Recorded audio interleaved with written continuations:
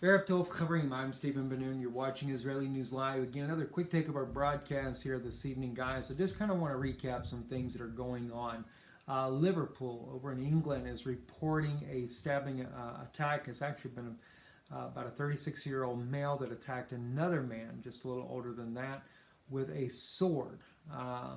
The police are on the scene. It's an active situation going on. Of course, the government of the UK and neither European governments, Germany, France, etc., are willing to call these things terrorist attacks, and yet it is things that are continually ongoing. And this is one of the things that's got everybody wondering, why is Germany bringing out this thing about stockpiling food and water, is what they're saying, for 10 days, 5 days worth of water, 10 days worth of food. And according to our own government here in the Czech Republic, on CT24 News, and I do have a clip of that I could play, but I can't play it tonight on this channel here. But CT24 News was speaking about the situation in Germany, Germany calling for this, and of course the Czech government also knows the situation has become very serious, things that are going on here in the European Union. There is a major move to bring about a one nation out of the European Union, a super state, if you were. The Czech government said that they are going to beef up their own military as a part to work with a super state. So the Czech Republic is for it. They're willing to back NATO. The Czech Republic has even stated, doesn't matter who wins the presidency in the United States, that they will be behind the United States all the way. I am a little bit concerned about that, especially in light of the fact that also on the CT24 News today, they were stating to the Czech people, when they were talking about the stocking up of the food and the water that the Germans have spoke about, is that we need to be prepared for the worst case possible scenario that could happen here in this region of the world. Now, is that because they're expecting a war? Don't really know. There is some belief, according to the German government, there's been some more information leaked out saying that they're concerned about the possibility of a large-scale, catastrophic terrorist attack inside of Germany.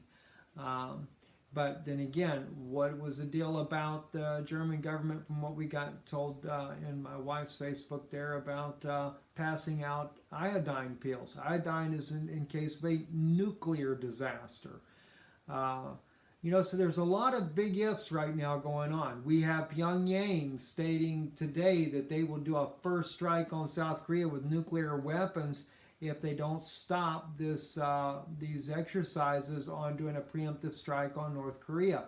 And believe me, you can count on one thing. If the United States and South Korea do a preemptive strike on North Korea, they better get them the very first time around, because if they don't, Pyongyang will definitely launch these nuclear missiles. And especially if their subs are at sea and the United States does not know where they are. You can count on something going off somewhere. And this may be one of the reasons why they're talking about prepare for the worst case scenario. You also have major tensions right now going on with Japan. The Japanese and the Chinese, I should say, not just Japan, but between Japan and China, because China has warned Japan, if you send your destroyer ships in with the United States into the disputed territory of the islands there, it's the red line, as China has put it, for Japan. You cross that red line and then that's it. A lot of rhetoric going on. A lot of rhetoric. The question is how much of this rhetoric is going to end up being a real deal. It's very serious, guys. We're taking it serious. We don't have a humongous amount of money to go out and stockpile, and everything is the way things are being stated that they're talking about doing. But nonetheless, we are trying to take our own precautions because of this, because we're going to be here. We're not going anywhere. We're not going back to the United States. And in my opinion, the United States may end up in the same situation, if not immediately later down the road. But we'll be here to cover these things as they happen.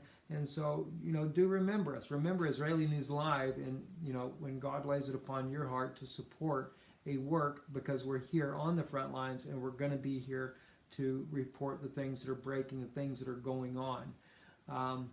Anyway, I'm Stephen Ben-Nun. You're watching Israeli News Live. We'll be going more into these things tomorrow when I have more time to put it together. I just had one story after another breaking today, and that kind of distracts from being able to just sit down and really lay together an in-depth research on one particular issue or multiple issues that are going on.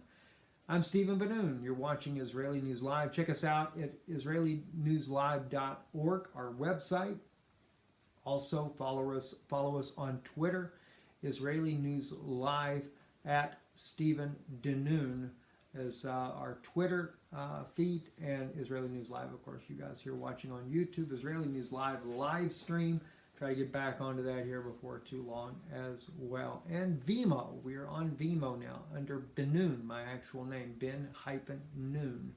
I don't know how that works yet very well. We've loaded just about 3 videos in there. Pretty much everything has been aired here as well. We are doing it as a backup channel. So those of you, I don't know if you can join Vimeo or subscribe. I don't really know how that works, but we're doing Vimeo as a backup in the event anything ever happens here. We've got another source where you can go and pick up news, and that will become a regular news channel as well.